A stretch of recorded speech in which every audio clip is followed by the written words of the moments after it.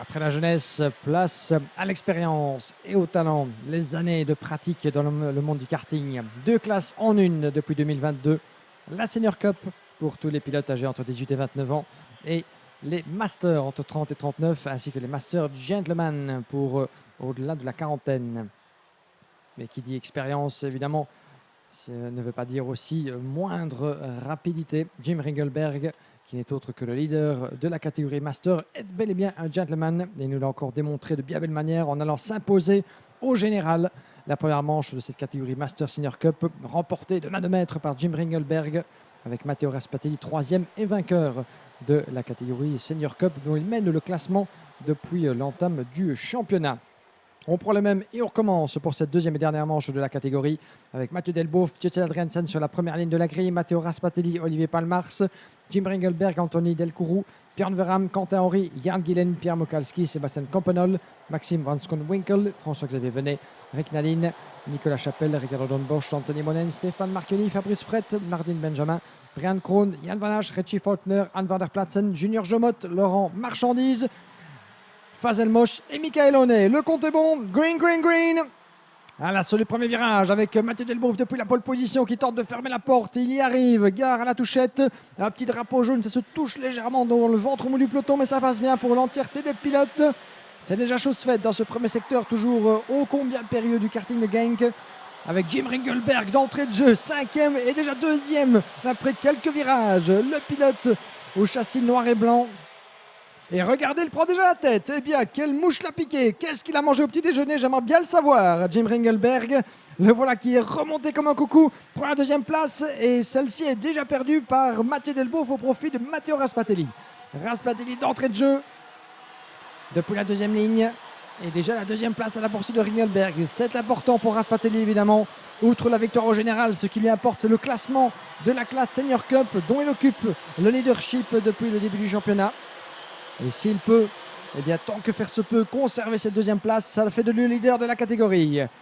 Et derrière, ça s'explique. Attention à la bataille avec Björn Verham qui prend l'avantage sur Jetsen Adriansen. Ces deux-là n'entendent pas se faire de cadeaux. Jetsen Adriansen qui passe devant et qui se touche avec Björn Verham. Mon Dieu que c'est serré là-bas. Avec, il a failli même lui arracher le pare-choc avant. Ça s'est joué à rien dans le virage numéro 5. Björn Verham qui tente de contre-attaquer le 491. Jetsen Adriansen à l'extérieur, il ne peut rien faire au virage numéro 6 et doit concéder la position. D'entrée de jeu, dès le deuxième tour, ça ne se fait pas de cadeau entre les candidats Master Senior Cup. On en parlait de l'intensité de cette classe, évidemment. Pas besoin d'être tout jeune pour pouvoir, évidemment, en envoyer énormément, ne rien lâcher, mètre après mètre. Juste derrière, nous avons Olivier Palmars qui s'est fait doubler par Stéphane Campenol, je pense le 403, Sébastien Campenol, pardon, qui est passé devant le pilote GP Racing. On va refaire le pointage. Jim Ringelberg qui creuse l'écart, 9 dixièmes d'avance sur Matteo Raspatelli. Mathieu Delboeuf à 4 dixièmes en 3e position. Ça passe pour Sébastien Campenol sur Jetsen Adriansen. Olivier Palmars qui a tenté de faire de même mais qui perd une place au profit du 416. C'est Rick Nadine, le pilote néerlandais, représentant du PKM Racing qui prend l'avantage. Attention, la porte est ouverte. Jetsen Adriansen, le 650 en grosse difficulté là-bas. C'est passé pour Palmars. C'est passé également pour le numéro 620, Jan Gillen du TD Kart. Et c'est passé également, je pense, pour Fabrice Frette. En effet, le pilote français, le 499, qui franchit l'écueil au virage numéro 9 et qui s'impose devant Jan Gillen. Et bien, Fabrice Frette, qui est également remonté comme un coucou depuis l'entame de ce week-end. Première apparition du pilote français dans le cadre de la Yamaha Series Benelux cette saison. Oh, et attention, touchette dans le dernier virage. Je pense que Sébastien Campenol a effectivement été touché, le numéro 413. C'est le 403 par... Oui, effectivement, Sébastien Campenol qui dégringole au classement. Ah, pas de chance. Fabrice Frette, dont c'est la deuxième apparition, pardon, si je ne m'abuse. Il était avec nous à Mariembourg. Pas présent du côté d'Austricourt pour Fabrice Frette. Non, c'était la saison précédente. On y reviendra, mais Fabrice Frette qui nous avait émerveillé de sa vitesse de pointe lors de la fin de la saison 2022. Et c'est sa première apparition de l'année, quoi qu'il en soit, pour Fabrice Frette, qui a terminé deuxième de sa première manche et qui est occupé à remonter après une qualification plus difficile, vu qu'il s'élance à chaque fois 19e. Et le voilà qui est déjà remonté 7e. Donc, ça nous promet pour la finale, en tout cas. La menace Fabrice Fret, très très proche, vous le voyez là-bas en orange. Il va tenter de faire sa fête, entre guillemets, au pilote devant lui, qui n'est autre que Eric Nadine et Olivier Palmars. On revient avec les leaders. Matteo Raspatelli qui tient toujours le bon bout et qui ferme la porte à chaque virage. Mathieu Delboeuf, le poleman, qui n'a pas forcément être des plus satisfaits de se faire voler à chaque fois la première place. Il récupère la deuxième devant Raspatelli qui le laisse sagement passer. On rappelle que Delboeuf comme Raspatelli font partie de la même classe de la Senior Cup. Jim Ringelberg qui mène les débats, lui, est du côté de Master. Il mène le classement, il le domine même avec 2 victoires en 2 courses. C'est tout juste si il n'a pas raflé l'entièreté des points depuis le début du championnat. Ringelberg, il n'a terminé que 3e des manches à Mariembourg avant de faire main basse sur tous les classements possibles. Il est occupé à faire de même, à se diriger vers une 2e victoire en 2 épreuves, ce qui lui fera à nouveau 80 points dans la besace.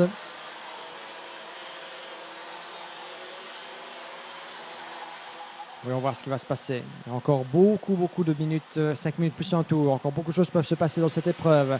On est de retour ici avec Olivier Palmars, le 659. Vous le voyez au centre de ce peloton très nerveux. Juste derrière lui, François-Xavier Venet, le numéro 618, qui s'est frayé un passage d'ailleurs. Il vient de doubler. Olivier Palmars, Fabrice Fret est également passé. Il remonte comme un boulet de canon, le pilote français. Vraiment un niveau de performance absolument effarant de la part du vainqueur de la Miami World Final 2022. Alors que ça passe pour le numéro 620. C'est Jan Gillen. Bien joué de la part de Jan Gillen qui a plongé à la corde, vous l'avez vu, dans la dernière seconde du point de freinage. Là, un endroit où Olivier Palmars ne l'entendait peut-être pas. Et Palmars qui passe donc en 9e position. Jan Gillen est 8.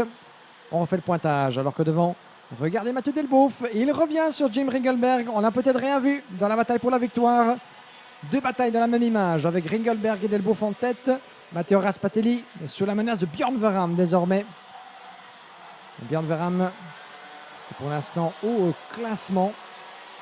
Le pilote de la catégorie Master. C'est important évidemment puisqu'on a 2 Senior Cup et 2 Master. Le premier Master n'est autre que le leader Jim Ringelberg. Et Björn Verham qui fait partie donc de cette catégorie des 30-39 et dont il est 2e au classement. Lui qui a terminé 3e et 2e lors des 2 épreuves du début de saison. Björn Verham est un client évidemment. Et il sait qu'il doit aller chercher Raspatelli pour mettre la pression sur Jim Ringelberg et récolter les points qui vont avec. Espérer être le plus près possible de son adversaire en vue de la lutte pour le titre en Master. J'espère que vous vous y retrouvez d'ailleurs. Retenez juste que nous avons 2 classes dans le même peloton et que la différence se marque au niveau de l'âge. Et voilà justement dans le coin de votre image la livrée jaune fluo de Björn Verham qui passe en 3e position. Alors que devant la bataille qui commence à faire rage avec Mathieu Delboeuf qui ravit la première place à Jim Ringelberg. Ringelberg a senti la pression, il a senti la menace évidemment poindre dans ses rétroviseurs. Il n'y avait nul besoin de trop résister évidemment face à Delboeuf. C'est l'expérience qui parle dans le chef de Jim Ringelberg. Quoi qu'il en soit, il sait que cette 2e place serait synonyme de pole position en général pour la finale Master. Le tout pour lui, c'est de garder Björn Verham et Matteo Raspatelli juste derrière lui, pas commettre d'erreur et si possible éventuellement re-switcher les positions avec Mathieu Delboeuf. Delboeuf dont l'issue de cette course se profile bien mieux que la première, lui qui avait terminé 4e de la manche qualificative précédente. On va voir ce qu'il en advient. Delboeuf, Ringelberg, Björn Verham, Raspatelli qui commence un petit peu à fléchir là-bas. Contrairement à Björn Verham qui poursuit sur sa lancée, qui prend la 2e place juste devant Ringelberg. Ringelberg croise la trajectoire, gare à la touchette, mais il choisit de rester derrière. L'Europalan, le long de l'autoroute, était peut-être un peu courte. Il y avait point de place où se frayer dans le virage numéro 6. Les pilotes savent évidemment, ils connaissent ce virage numéro 6 comme un des spots les plus appréciés, comme le virage numéro 9 qui profite à Raspatelli. Bien joué du pilote de Sambreville. Il sort un peu large sur le vibreur pour éviter tout retour de Ringelberg. Et le voilà 3e. Ringelberg qui va devoir un peu se reconcentrer là-bas. J'ai l'impression qu'il a fortement puisé dans ses réserves pour se frayer un passage jusqu'en tête. Et il en paye peut-être un peu le prix. Rappelons que les pilotes doivent jouer avec 2 trains de pneus entre la qualif et la fin des manches et la finale. Garder les pneus frais aussi longtemps que possible pour la joute finale. Pendant ce temps-là, Mathieu Delboeuf est occupé à creuser l'écart. 5 dixièmes d'avance sur Bjorn Verham. Il lui reste du temps à Bjorn. Et il lui reste pas mal de temps. 3 tours certainement avant le drapeau à l'année pour aller titiller le pilote CG Racing en tête. Pour Mathieu Delboeuf, évidemment, cette première position, s'il parvient à la conserver, double une 4e. Et non seulement une bonne opération sur la grille de la finale, mais aussi une bonne opération pécuniaire en vue du championnat. Raspatelli, évidemment, n'est pas loin. Pierre Mochalski et François-Xavier Venet, par contre, ne sont pas à pareille fête. En tout cas, dans la lutte pour le titre en Senior Cup, François-Xavier Venet a terminé la première manche au général en 8e position. Et là, il est 5e. Pierre Mochalski est 9 pour l'instant. Et il a terminé, Mochalski, sa précédente manche. Je le cherche dans notre classement. 19e seulement avec une pénalité de 5 secondes. Donc, on entame le week-end pas forcément à l'auteur des espérances pour Pierre Mochalski, le vainqueur de Mariembourg dans la classe Senior Cup. Mochalski, vainqueur de la classe et surtout bien vainqueur au général, le pilote d'Emocart. On est ici dans le cœur de peloton, là-bas dans l'enchaînement du virage 7 et 8. Et ça passe plutôt bien là-bas pour des pilotes au châssis Birelart qui contre-attaque. Oh, attention, contact! Et on vient de la voir en direct. Bien joué de la part de le caméraman, le numéro 416 là-bas. Et c'est justement dans le cœur du peloton. C'est Rick Nadine en pleine bagarre avec Olivier Palmarx, semble-t-il. Oh, et le contact se poursuit. À moins qu'il s'agisse de 2 autres concurrents. C'est le 413 là-bas qui a été pris dans la bagarre. Le 413, c'est effectivement plus loin dans le peloton. Alors que on a perdu Rick Nadine. On a perdu également Ricardo Donborch, semble-t-il. Et c'est effectivement Rick Nadine là-bas qui a été pris dans l'aventure, pris dans cet incident. Ah, malheureusement, Rick Nadine, on devra peut-être revoir les images pour savoir ce qui s'est passé, mais il vient de mettre pied à terre dans le virage à notre droite, derrière le podium. Et ce sera donc course terminée prématurément. Et Fabrice Frette également s'est retiré. Eh bien, ça, on n'avait pas vu venir. Fabrice Frette qui remontait comme un diable vauvert vers les premières places, a dû mettre pied à terre après sa 2e place en première manche. Rick Nadine et Fabrice Frette out de cette manche qualificative. Voilà qui va peser dans la balance, dans la confiance, mais surtout dans les points. Et pendant ce temps-là, drapeau à damier et victoire pour Mathieu Delboeuf au général. Victoire au Senior Cup. 2e place pour Bjorn Verham qui l'emporte en Master. 3e position pour Matteo Raspatelli comme en première manche. Jim Ringelberg qui a longtemps mené doit se contenter de la 4e place devant François-Xavier Venet, Jan Gillen, Olivier Palmarx 7e devant Pierre Mochalski, Justin Adriansen et Sébastien Coppenol. Eh bien, quelques faits de course ici pour le moins inattendu avec l'accrochage qui a coûté des gros points pour Rick Nadine et Fabrice Frette. Donc on n'a pas vu ce qui s'est passé pour le pilote français qui a dû donc rendre les armes. Un dommage pour le pilote qui nous vient d'Outre-Quiévrin, le 499, représentant ce week-end du team Diamond. Votre classement au total donc de cette manche qualificative, classement somme toute provisoire évidemment avant les contrôles techniques de rigueur. Mathieu Delboeuf, vainqueur devant Bjorn Verham, Raspatelli, Jim Ringelberg, François-Xavier Venet, Jan Gillen, Olivier Palmarx, Pierre Mochalski, Justin Adriansen, Sébastien Campenol, suivi dans le top 10 par Anthony Monen, Anthony Delcourou, Marden Benjamin, Richie Faulkner, Nicolas Chapelle, Maxime Van Skonwinkel, Brian Krohn, Laurent Marchandise. 19e position pour Quentin Henry devant Arne van der Platzen, Michael Honnet, Ricardo Dornbosch, suivi de Junior Jomot, Jan Van Hache, Alafei Vezal Molzen, Rick Nadine et 2 abandons de Fabrice Frette et Stéphane Marchioni dans cette course hautement disputée. Victoire donc au général et en Senior Cup pour Mathieu Delboeuf. Victoire en Master de Bjorn Verham avec Jim Ringelberg, le meilleur gentleman. Et en 4e position pour celui qui domine la compétition de la tête et des épaules depuis l'entame du championnat.